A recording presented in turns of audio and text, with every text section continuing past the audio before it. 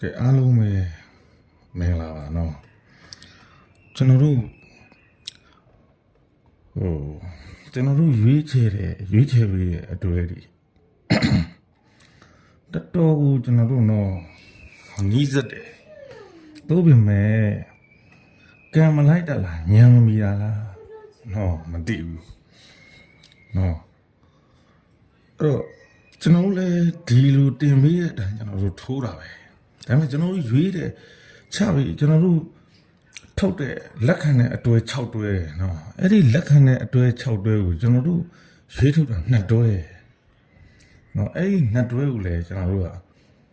ထပ်ပြီးကျွန်တော်တို့ထပ်ရွေးထုတ်လိုက်တာ1တွဲနော်အဲ့တော့ပယ်တဲ့အတွေ့ကကျွန်တော်တို့ဘက်ကောင်မရင်မဲနဲ့လန့်ထွက်သွားတကယ်လို့သူဒီအတွဲကိုကျွန်တော်တို့ရွေးခဲ့တယ်ဆိုရင်လည်းဒီအပိတ်ကိုကျွန်တော်တို့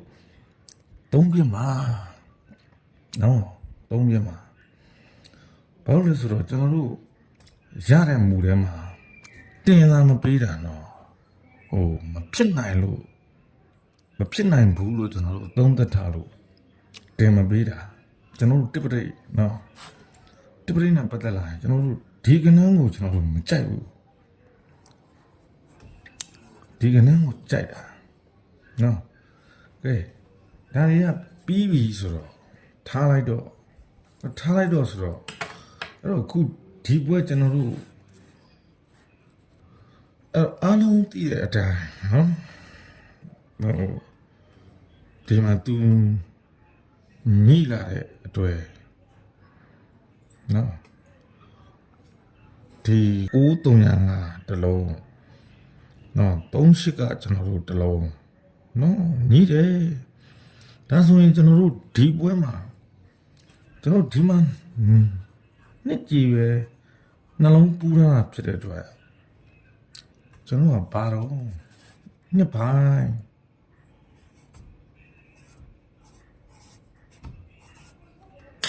နော်ဒီနှလုံးလေးဒီနော်ဒီနှလုံး304ဒီဘိုင်တလုံး6တဲ့ဘိုင်တလုံး9လေးတလုံးဘိုင်303တလုံးဘိုင်28တလုံးဘိုင်95တလုံးဘိုင်39တလုံးဘိုင်303တလုံးပါ38တလုံးပါဒီမှာကျွန်တော်တို့နှစ်ဖြစ်တဲ့အတွက်ကျွန်တော်တို့ကနှစ်ပိုင်းနော်ဒါ3လုံးကြီးရလေအပေါ်မှာ39နဲ့ရှိသေးတယ်နော်ဒီကပဲစပြမယ်3ခွန်ဒီတလုံးခွန်6တစ်ဒီတလုံး258ဒီတလုံးနှစ်35ဒီတလုံး368ဒီတလုံး159ဒီတလုံး338ဒီတလုံး59ခွန်ဒီတလုံးကျွန်တော်တို့ဒီမှာ935ဒီတလုံးအဲ့တော့ကျွန်တော်တို့အလဲမှာဒီမှာခွန်6ခွန်နဲ့နော်တလုံးအဲ့တော့သူလက်ခံတာတဲ့အတွေ့နှစ်ပိုင်းကိုကျွန်တော်တို့ကဒီခွန်68နဲ့ကျွန်တော်တို့ကတ်မှာအဲ့တော့ဒီအတွဲ3တွဲကျွန်တော်တို့ထွက်လာတယ်ဒီအတွဲ3တွဲထွက်လာတဲ့အထဲမှာကျွန်တော်တို့ဒါရဲတင်းတင်းကျွန်တော်တို့သုံးပါနော်ရဲတင်းတင်းသုံးရမယ်အတွေ့ပဲနော်တူစဉ်းစားနေလို့မရဘူးဒီလိုမျိုးတွေကနော်ဒါပေမဲ့ကျွန်တော်တို့ရိုက်ထည့်တာလေကျွန်တော်တို့ဟာရှင်းပြောတယ်1000မှတစ်ခွက်နော်ဒါပေမဲ့90%တွားနေရမယ်နော်တက်ထရင်ကိုသွားနေရမယ်နော်ကျွန်တော်တို့ဒီလိုမျိုးရှာတယ်အဲ့တော့ထိုးလိုက်ရတာ မပေါက်ရင်လေကျွန်တော်တို့ကအရသာရှိနေရမှာနော်ဒါမျိုးကိုကျွန်တော်တို့လိုက်တာအဲ့တော့ဟုတ်ပြီအဲ့တော့ဒီအတွဲဆိုတော့ကျွန်တော်တို့ထိုင်မဲ့ခါနော်ထိုင်မဲ့ခါဒီစုံမဲ့ဖြစ်တယ်နော်စုံမဲ့ဖြစ်တယ်အဲ့တော့ပိတ်မဲ့အပိတ်လေစုံမဲ့ဖြစ်တယ်နော်အဲ့တော့ဘာကြောင့်ကျွန်တော်တို့ဒီလိုပြောလဲဆိုတော့ကျွန်တော်တို့တစ်ချက်ကြည့်အောင်နော်လိုက်ကြည့်အောင်အဲ့အပေါ်မှာနော်အပေါ်မှာကျွန်တော်တို့ဒီ344ရဲ့အပေါ်မှာ96နဲ့ရှိတယ်ထားလိုက်တော့ဒါနော်96နဲ့ရှိတယ်ဆိုတော့ဒီပွဲကမပြတော့ဘူးကျွန်တော်တို့ဒီပွဲကစပြမယ်အဲ့တော့မလိုင်းနော်ခါကိုမလိုင်းဆင်းလာတာကျွန်တော်တို့ကြည့်အောင်ဟောသူကဒီကိုပိတ်ရယ်နော်ဒီ3ညထိပ်စီးရယ်နှလုံးပေါင်းတော့ကိုဒီကို4ခါထိုင်တော့3ဒီ5ပိတ်ဒီ2ထိပ်စီးရယ်နှလုံးပေါင်းတော့ခွန်ဒီ6ခါထိုင်တော့3အဲ့တော့ဒီ3ပိတ်ဒီ8ထိပ်စီရနှလုံးပေါင်းတော့တဲ့ကျွန်တော်တို့ဒီ3ညာခါထိုင်တော့တက်ပဲအဲ့6ပိတ်ရ8ထိပ်စီရနှလုံးပေါင်းတော့4ကျွန်တော်တို့ဒီမှာခွန်ခါထိုင်တော့တက်ပဲ9ပိတ်ရ2ထိပ်စီရနှလုံးပေါင်းတော့တဲ့3ညာခါထိုင်တော့တက်ပဲအဲ့တော့တစ်ပိတ်ရခွန်ထိပ်စီးရနှလုံးပေါင်းတော့ရှေ့ခွန်ခါထိုင်တော့ငါနော်အဲ့တော့ဒီမှာခွန်ပိတ်ရခွန်ထိပ်စီးရနှလုံးပေါင်းတော့4ကိုခါထိုင်တော့3လားဒါဆိုရင်ကျွန်တော်တို့ဒီပွဲမှာကျွန်တော်တို့သုံးမယ်အထိုင်ခါတိုင်းဒီမှာ2ပိတ်ရှိတယ်3ထိပ်ရှိတယ်နှလုံးပေါင်းတော့5အဲ့တော့မဖြစ်ရမှာဆိုတော့ကျွန်တော်တို့ကရှင်းတယ်နှလုံးမရှိနေပြီဖြစ်တဲ့အတွက်ကျွန်တော်တို့ကမဖြစ်ဖို့စုံကားထိုင်ရမှာအဲ့တော့အပေါ်မှာဒီအပေါ်မှာသူထည့်တာဒီ6ပိတ်ရယ်အပေါ်မှာ96နဲ့ရှိတယ်9ထိပ်ရှိရယ်နှလုံးပေါင်းတော့ကျွန်တော်တို့က5ဒီ2ခါထိုင်တော့ခွန်ခဲ့တာနော်ခွန်ခဲ့တာအဲ့တော့ तू က135ခွန်9တလုံးခြံလာတာနော်9တလုံးခြံပြီးရိုက်နေတာဒီပွဲမှာပေါ်ခဲ့ရင်4ခါပဲနော်အဲ့တော့ထပ်ပြောမယ်ဒီပွဲမှာပေါ်ခဲ့ရင်4ခါပဲဟုတ်ပြီနော်အဲ့တော့4ခါပေါ်လာခဲ့ရင်ကျွန်တော်တို့က9မတ135ခွန်9မကနန်း5လုံးနော်သူဒီလိုထည့်တယ်အဲ့တော့ဟုတ်ပြီအဲ့တော့9လုံးလုံးဖြောက်ပြီးကျွန်တော်တို့စဉ်းစားကြည့်မယ်ဆိုရင်3968နှစ်ဆိုတဲ့အထိုင်3လုံးအထိုင်4လုံးကျွန်တော်တို့ရတယ်နော်အဲ့တော့3968နှစ်ဆိုတော့အထိုင်ခါတာရတယ်နော်အဲ့တော့သူဒေါင်းထိုင်မယ်လို့သူပြောတာဟုတ်ပြီနော်အဲ့တော့အပိတ်နော်အပိတ်ကိုကျွန်တော်တို့အပိတ်ကလည်းသူကစုံပိတ်ပဲသူလည်းမလိုင်းနဲ့လာတာတော့သူကဒီနှလုံး9နဲ့4ခါနဲ့3လို့ထည့်တဲ့အချိန်မှာဒီနှလုံးကရှေ့နော်တပင်းကြုံမှာငါခွန်ခါထိုင်တော့ငါလားနော်ငါ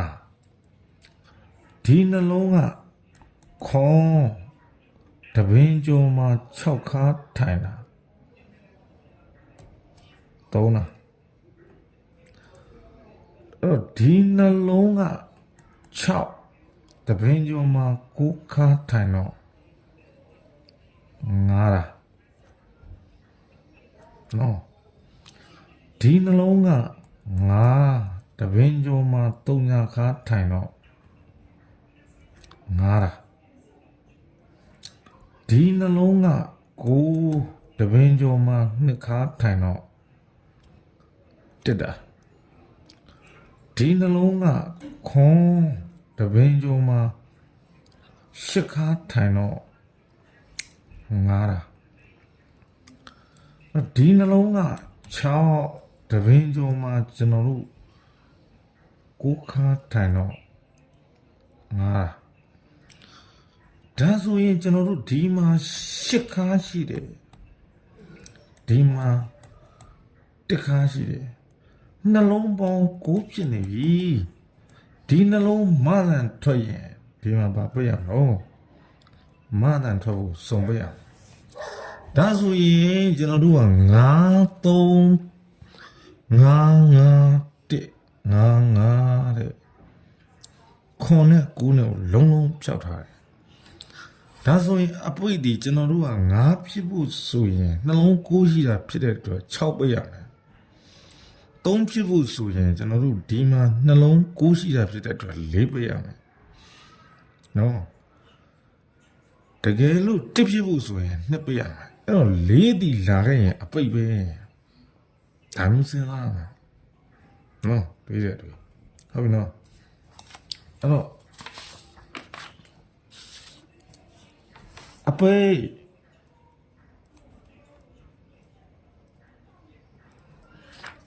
နော်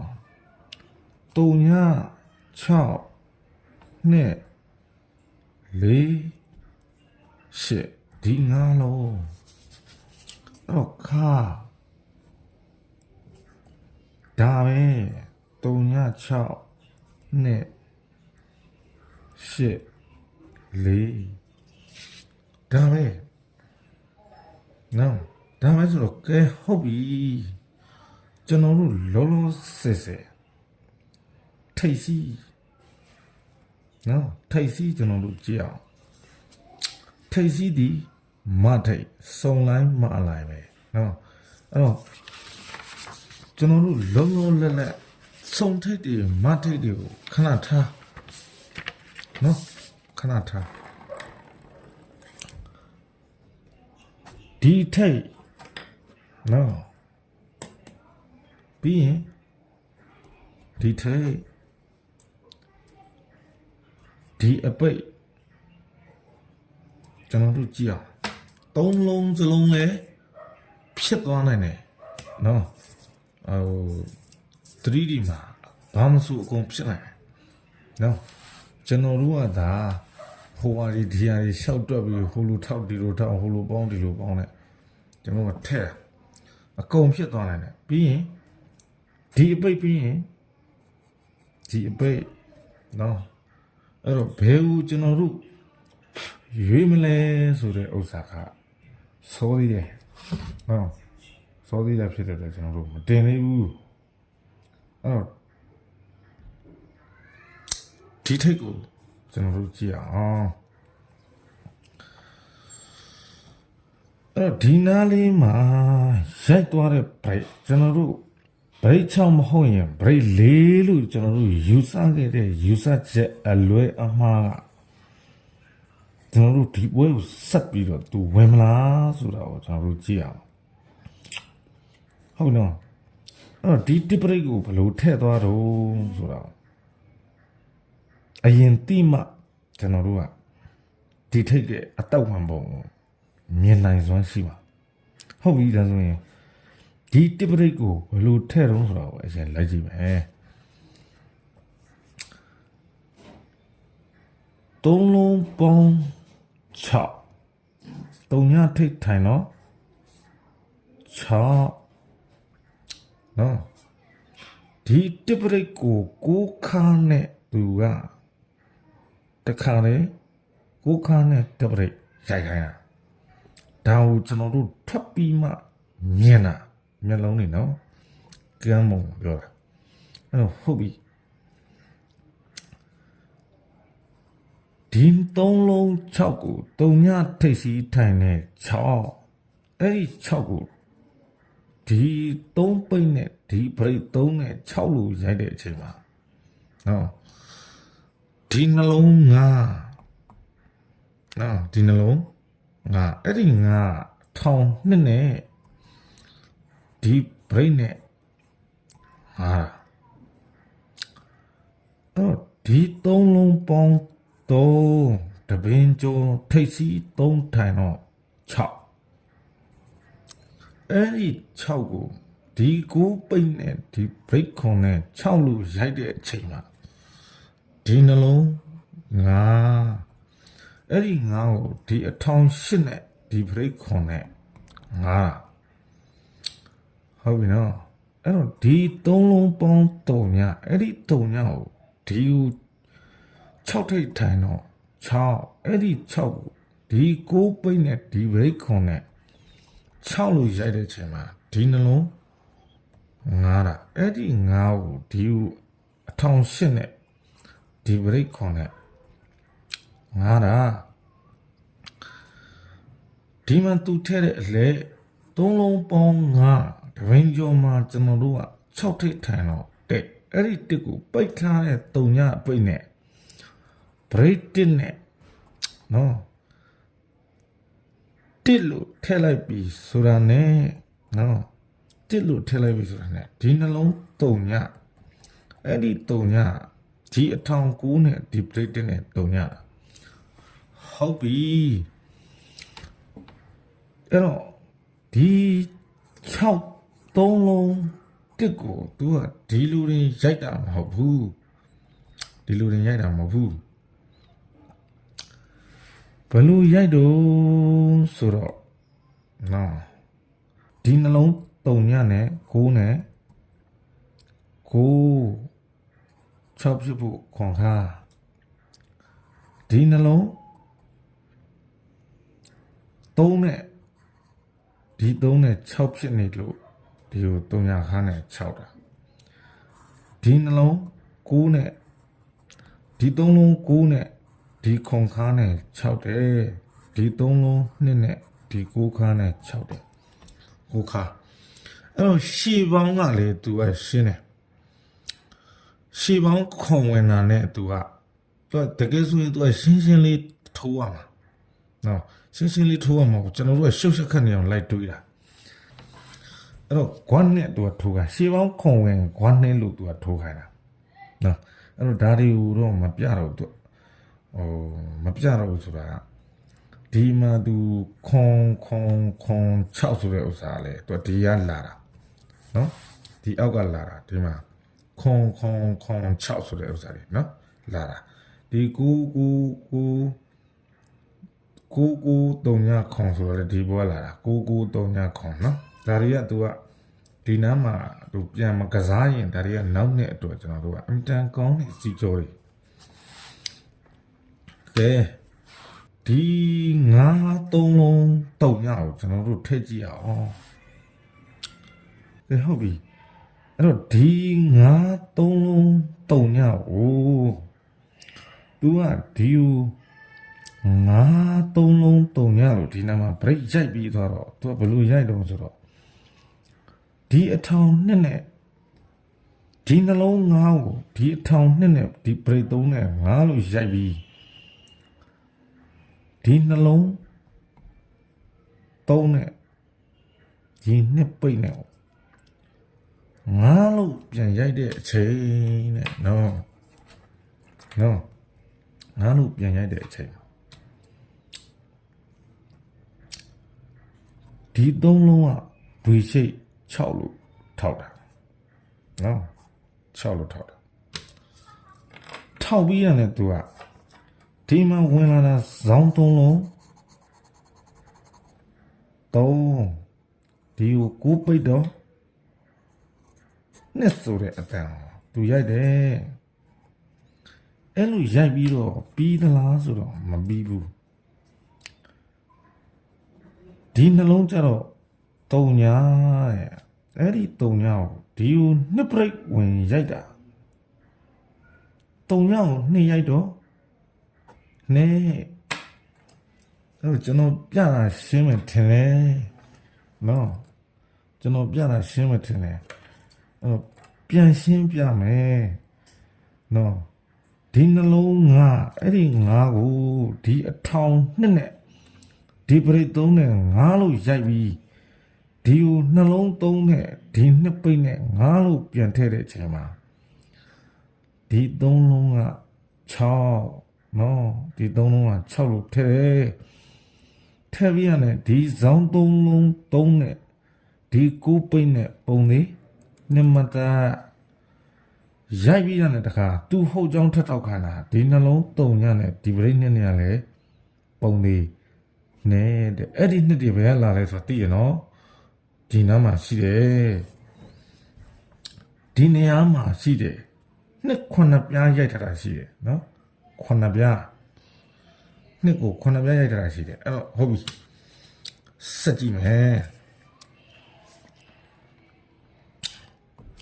ဒီနှလုံးကအဲ့ဒီငါ့ကိုဒီအထောင်ရှစ်နဲ့ဒီ break ခွန်နဲ့ငါလို့ရိုက်လိုက်တဲ့အချိန်မှာဒီနှလုံးနှစ်နဲ့ဒီသုံးနောက်ပိတ်နဲ့ငါလို့ပြန်ရိုက်လိုက်ပြီဆိုတာနဲ့တဲ့ဒီသုံးနဲ့ဒီသုံးထိတ်နဲ့ပုံလေး6အဲ့လိုထည့်ပြီးတော့ဒီဇောင်းသုံးလုံးကနှစ်ဖြစ်ရမှာဆိုတော့ကျွန်တော်တို့ကတုံညပေးရမှာနော်တုံညပေးရမှာအဲ့တော့9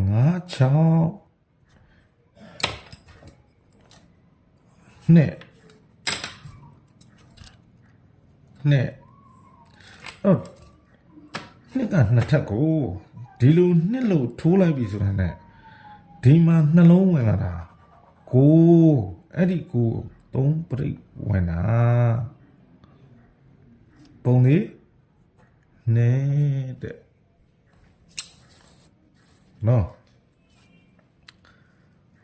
အဲ့တော့အောက်ပွဲနော်ဒီနှလုံးငါအဲ့ဒီငါကိုဒီအထောင်ရှစ်နဲ့ဒီ break ခွန်နဲ့နော်ဒီအထောင်ရှစ်နဲ့ဒီ break ခွန်နဲ့ငါလို့ရိုက်ပြီးတဲ့အချိန်မှာဒီနှလုံးကရှေ့တပင်းကျော်အောက်ဆောင်အပိတ်ကခွန်တော့ငါတယ်အဲ့ဒါလို့ငါပြီးတော့ဒီနှလုံးရှင်းနဲ့ဝင်လာတဲ့ရှစ်ထိပ်စီးနဲ့ပုံဒီ6ပြီးတော့ဒီဇောင်းသုံးလုံး9လို့လှဲလိုက်တာနဲ့ခွန်အော်တိုပိတ်တာနဲ့ပြီးပြီလားမပြီးဘူးဒီနှလုံးက4 6ထိပ်ရ8ထိပ်ရထိပ်စီးနှလုံးပေါင်း4နှစ်ပြဖို့ဆိုတော့ဒီမှာ break ကကျွန်တော်တို့က10 break ဝင်ထားတာ4နဲ့8နဲ့ပေါင်းမှနဲ့ဒါဆိုရင်ကျွန်တော်တို့အလဲနော်ဒီနှလုံးက3ညအဲ့ဒီ3ညကိုဒီအထောင်9နဲ့ဒီ break 1နဲ့ကျွန်တော်တို့က3ညလို့ရိုက်ပြီးတာနဲ့ဒီနှလုံးကျွန်တော်တို့နှစ်ထိပ်ဝင်ပြီဆိုတော့4နော်အဲ့ဒီ4နဲ့တပင်းကျော်အောက်ဆောင်ကကျွန်တော်တို့က6ပိတ်နဲ့ကျွန်တော်တို့က3ညအဲ့လိုထည့်ပြီးပြီဆိုတာနဲ့သူကဒီနှလုံး4နဲ့ဒီနှစ်ထိပ်နဲ့ပုံလေး6ပြီးရနဲ့သူကဒီဇောင်းသုံးလုံးက8နှစ်ပြမှာဆိုတော့4ပိတ်နဲ့ဒီလိုနဲ့ပြီးပြီလားဆိုမပြီးသေးဘူးဒီမှာနှလုံး6အဲ့ဒီ6ကိုနှစ်ထပ်ပြမှာဆိုတော့ဒီမှာ break 6ဝင်ထားတာနော်နှစ်ထိပ်နော် နှစ်ထက်ကောင်းပြီဒါဆိုရင်ကျွန်တော်တို့အပိတ်နော်ကြည့်အောင်အပိတ်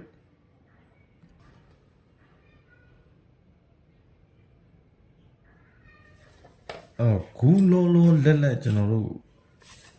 ပြခဲ့ခြင်းလားဘရိတ်တော့ကျွန်တော်တို့မတွေ့သေးဘူးနော်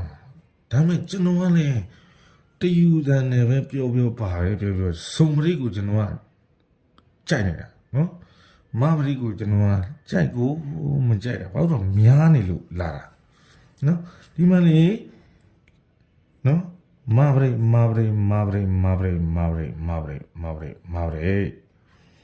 အဲ့တော့မပရိတ်ထဲမှာမှ तू ကဘရိတ်ငါဘရိတ်ခွန်ဘရိတ်တစ်ဘရိတ်တော့ဘရိတ်ခွန်ဘရိတ်တစ်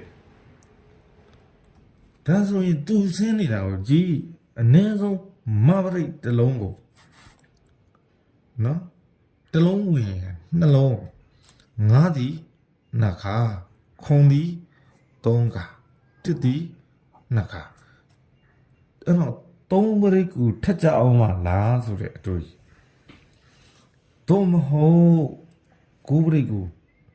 ပေးမလားနော်ဒါစဉ်းစားကြ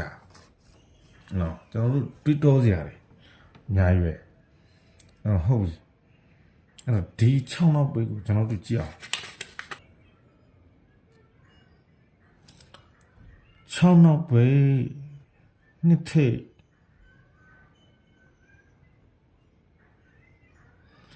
အဲ့တော့ပြောချင်တာဒီကနေ့နော်ဒီကနေ့သူကထိုးခိုင်းတာစုံဒီခါဆိုတော့ကျွန်တော်တို့ကဒီလိုနော်အဲ့တော့ရွေးလို့ဒီနှစ်ခွက်ထဲမှာရွေးအောင်မှာဒီလိုပူရွေးရမှာတို့မဲ့သူဝင်ရင်ဝင်ပါလေကျွန်တော်ပြောချင်တဲ့သဘောသိရမလားနှစ်တီထိတ်စီမရှိဘူးစုံလိုက်မလိုက်အရာတို့ပေမဲ့ဒီစိုက်အမှုအရာဒီနားမှာကတ်ထိုးနေတဲ့စိုက်အမှုအရာရှိတယ်ဒါရစင်ရင်သုံးသပ်ပြီးလာမှာရှစ်ပေါင်းငါသုံးထိပ်ဝင်တော့ရှစ်ပေါင်းကို6ထိပ်ဝင်တော့ငါရှစ်ပေါင်းကို6ထိပ်ဝင်တော့ငါပဲရှစ်ပေါင်း4ထိပ်ဝင်တော့ငါအဲ့ဒီငါးတွေကိုဒီသူကအပေါ်မှာဒီခွာခွန်ရဲ့ဒီခွတ်တည်းခွာပေါင်းနှစ်ခုပေါင်းခြင်းရှစ်ဒီခွာလေးရဲ့ဒီခွတ်တည်းခွာပေါင်းနှစ်ခုပေါင်းခြင်းဒီခွာကိုရဲ့ဒီခွတ်6ရဲ့ခွာနှစ်ခုပေါင်းဒီခွတ်ရှိရဲ့ဒီခွတ်ခွန်ရဲ့ခွာပေါင်းနှစ်ခုပေါင်းခြင်းအဲ့တော့ဒီရှင်းငါအဲ့ဒီရှင်းငါဘယ်လိုပြန်ထည့်တော့ဆိုတော့စောင်းသုံးလုံးပေါင်းခြင်းရှစ်ဒီဦးတုံညပိတ်တော့ရှစ်ပဲစောင်းသုံးလုံးပေါင်းခြင်းရှစ်ဒီဦးခွန်ပိတ်တော့ငါတယ်စောင်းသုံးလုံးပေါင်းခြင်းတစ်ဒီဦးလေးပိတ်တော့ငါတယ်ဒီမှာစောင်းသုံးလုံးပေါင်းခြင်းကိုငါပြဖို့ကျွန်တော်တို့ကဒီအပိတ်ပိတ်ရမှာကျွန်တော်တို့အပိတ်ဒီ စုံပိတ်နော်ပြောရနော်အပေါ်မှာအဲ့စုံပိတ်ဒီအပိတ်ကိုတော့ကျွန်တော်တို့နှစ်သက်တယ်နော်ဒုတိယအပိတ်ဒီ3နော်3တော့ပိတ်ဒီအပိတ်ကိုရွေးရတာအဲ့ဒီစုံလိုက်မှလိုက်နဲ့ရွေးတာ3နဲ့ဒီအလုံးကိုကျွန်တော်တို့နှလုံးနော်အပိတ်နှလုံးကျွန်တော်တို့ရွေးတဲ့အထက်မှာကျွန်တော်တို့ဒီအလုံးကိုကျွန်တော်တို့3နဲ့ဒီကောင်လေးကိုရွေးတဲ့အထက်မှာဒီကောင်စုံလိုက်မှလိုက်နဲ့ခွဲထုတ်လိုက်တာဒီကောင်မဲတာလာတာနော်အဲ့တော့ဒီလိုထည့်ပြီးတော့ပြီးလားမပြီးသေးဘူးဟုတ်ပြီမပြီးသေးတော့ဘလူတွေထည့်သေးတော့ဒီမှာ तू ဟာဒီဇောင်းသုံးလုံးပေါင်းခြင်းကိုလေးထိတ်ထိုင်ရတော့ကိုလေးထိတ်ထိုင်တော့အဲ့ဒီသုံးဒီကိုနှလုံးနဲ့သုံးလို့လှမ်းရိုက်တာဒီဇောင်းသုံးလုံးပေါင်းခြင်းတဲ့ငါးထိတ်ထိုင်တော့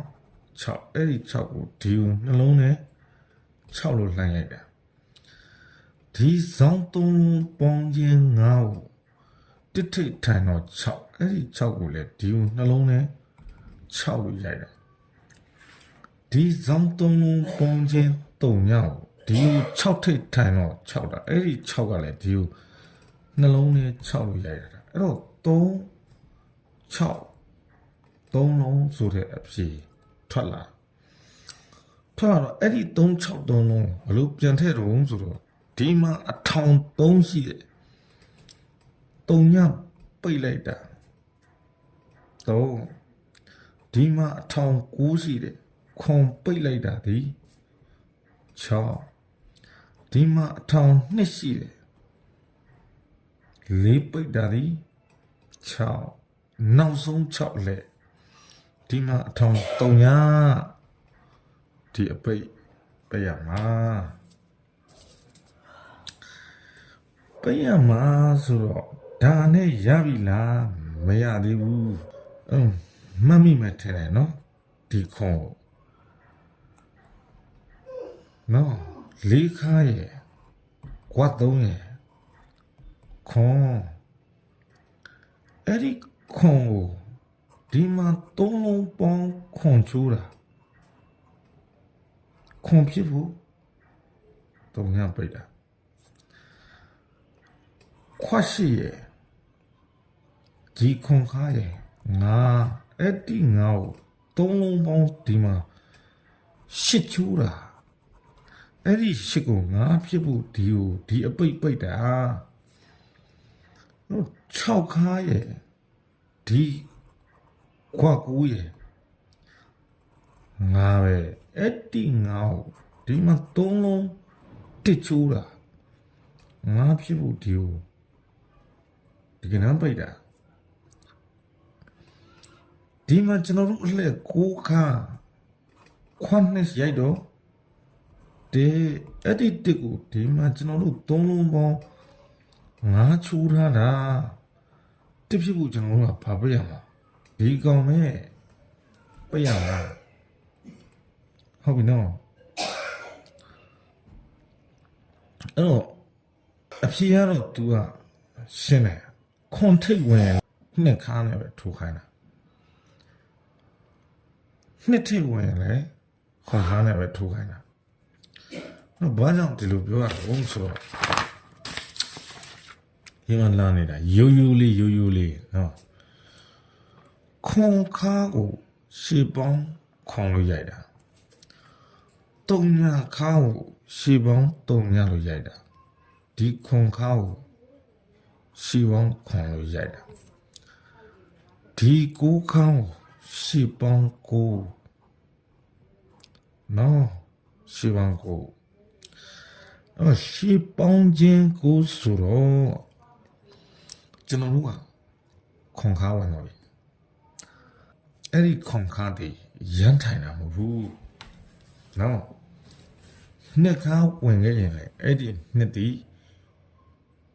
ရမ်းထိုင်တာမဟုတ်ဘူးသူစိုက်ရှိတယ်အဲ့တော့ဒါကိုအရင်လာပြခြင်းဖြစ်တယ်နော်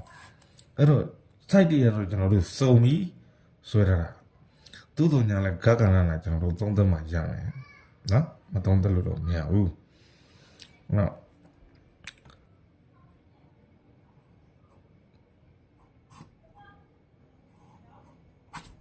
ဒီကနန်းကိုပြောချင်တာနော်ဒီကနန်းကိုပြောချင်တာ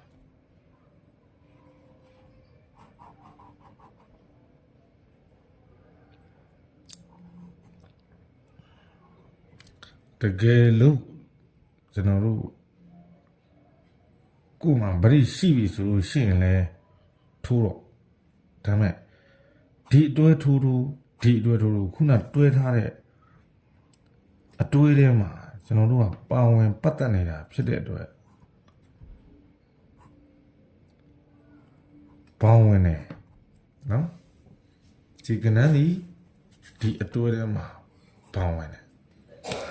ဒီအတွဲသုံးတွဲကိုပဲသူလက်ခံတယ်နော်ထပ်ပြောမယ်ကြိုက်တာရှင်ကြိုက်တဲ့တလုံးရှိရင်ကတ်ထိုးလေးရှိရင်လေးနဲ့ကတ်ဗျာရှင်းလားဒါပဲအဲ့တော့စုံပရိတ်ကြိုက်ရင်ဒီထဲမှာလေးကတ်လိုက်ရင်လေးပါတယ်ဆိုရင်ကျွန်တော်တို့ကဒီလိုပဲထိုးအောင်လေးပဲထိုးအောင်နော်တုံညပရိတ်ကြိုက်ရင်ကျွန်တော်တို့ကတုံညကတ်ချလိုက်တုံညနဲ့တစ်ကတ်ချလိုက်အောင်ပဲနော်အဲ့တော့ကျွန်တော်ကတော့စုံပရိတ်ကြိုက်တာအမှန်နော်အမှန်ဆိုကျွန်တော်တို့လာသိပြီလို့လည်းကျွန်တော်တို့ယူဆတယ်နှစ်ရှိအတွဲငါတွဲထွက်တယ်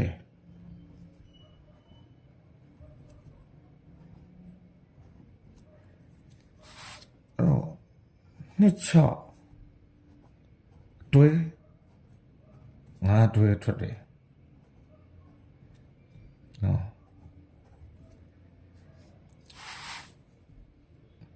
နှစ်ခွန်တွဲငါတွဲထွက်တယ်အဲ့တော့ဒါကိုကျွန်တော်တို့ကစုံပရိတ်ဆိုတော့တုံညနဲ့နော်4 6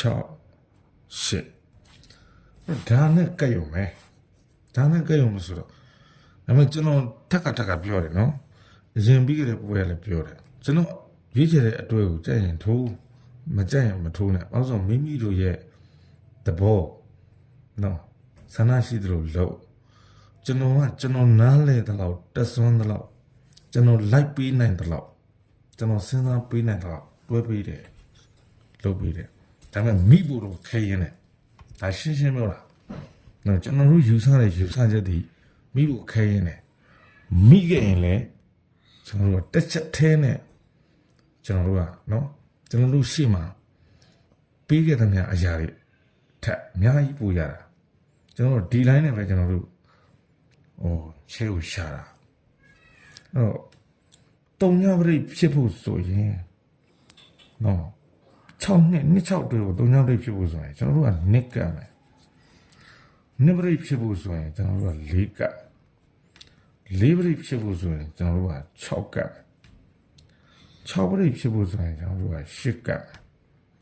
8ပရိတ်ဖြစ်ဖို့ဆိုရင်တုံညကတ်ဒါပြီးပြီနော်ဒီဘက်တွဲထဲမှာနှစ်ရှိကိုကျွန်တော်တို့3ညပရိတ်ဖြစ်ဖို့3ညကတ်နှစ်ပရိတ်ဖြစ်ဖို့ကျွန်တော်တို့က2ကတ်4ပရိတ်ဖြစ်ဖို့ကျွန်တော်တို့က4ကတ်6ပရိတ်ဖြစ်ဖို့ကျွန်တော်တို့က6ကတ်10ပရိတ်ဖြစ်ဖို့ကျွန်တော်တို့က10ကတ်တယ်နော်အဲ့တော့နှစ်ခေါင်အတွဲ3ညပရိတ်ဖြစ်ဖို့1ကတ်2ပရိတ်ဖြစ်ဖို့3ကတ်4ပရိတ်ဖြစ်ဖို့ကျွန်တော်တို့က5ကတ်6ပရိတ်ဖြစ်ဖို့ကျွန်တော်တို့က9ကတ်10ပရိတ်ဖြစ်ဖို့ကျွန်တော်တို့က9ကတ်ဒီကနန်းนี่ဆိုရင်ကျွန်တော်တို့မွေးကနန်းတင်ပေးထားတဲ့အထက်မှာပါတယ်စောလေစောပါသေးတယ်နော်ကျွန်တော်တို့အချိန်ရပါသေးတယ်ဒီနေ့မှာ6ရက်ရှိနောက်နေ့ကျွန်တော်တို့လုံးရရနော် ကျွန်တော်တို့8ရက်9ရက်လောက်ကျွန်တော်တို့အချိန်ရတယ်နော်ကျွန်တော်တို့တက်နိုင်တဲ့လောက်ကြိုးစားတုံးတက်ပြီးပြန်လာခဲ့မယ်အားလုံးပဲနော်တော့ကံကောင်းကြပါစေအဲ့တော့ဖုန်းနံပါတ်တောင်းတဲ့လူတွေနော်ကျွန်တော်တို့ Telegram သုံးတယ် Facebook မသုံးဘူးနော် Telegram သုံးတယ်ဒီဖုန်းနံပါတ်နော်အဲ့တော့ဒီဖုန်းနံပါတ်ကျွန်တော်တို့ Telegram သုံးတယ်နော် Telegram မှာလာပြီးစကားပြောချင်ပြောလို့ရတယ်နော်ဆွေးနွေးလို့ရပါတယ်အားလုံးပဲကျွန်တော်တို့ကံကောင်းကြပါစေနော်